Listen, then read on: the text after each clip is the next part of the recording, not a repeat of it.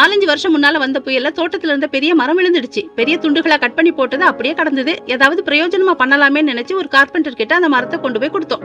கொடுத்து 1 வாரம் கழிச்சு அவருடைய ஒர்க் ஷாப்புக்கு போனப்ப அந்த மரத்தை காணோம். ஆனா அழகான கட்டில் இருந்தது.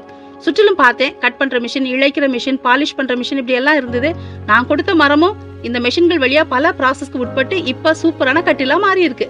நம்ம வாழ்க்கை கூட புயல்ல சாஞ்சு கிடக்கிற மரம் போல காஞ்சி போய் ரக்கடா பார்க்க அழகில்லாம இருக்கலாம், கொஞ்சம் கூட பயன் இல்லாத மாதிரி கூட இருக்கலாம். ஆனா அந்த கார்பெண்டருடைய கைகள்ல அந்த மரத்தை கொடுத்தப்ப சரியான மிஷின்ஸை பயன்படுத்தி புது உருவத்தையும் புது பயனையும் புது வாழ்வையும் கொடுத்திருந்தாரு. அது போல நாம நம்ம வாழ்க்கையை கர்த்தருடைய கைகளை ஒப்பு கொடுக்கும் போது அவர் நமக்கான சரியானதை நம்ம வாழ்க்கையில செய்வாரு. புது நோக்கம், புது லைஃப் ஸ்டைல் உள்ள புதிய பயனுள்ள வாழ்க்கையை தருவாரு. நாம செய்ய வேண்டியது அவரை நம்பி நம்ம வாழ்க்கையை அவர் கையில ஒப்பு கொடுக்க வேண்டியது மட்டும்தான்.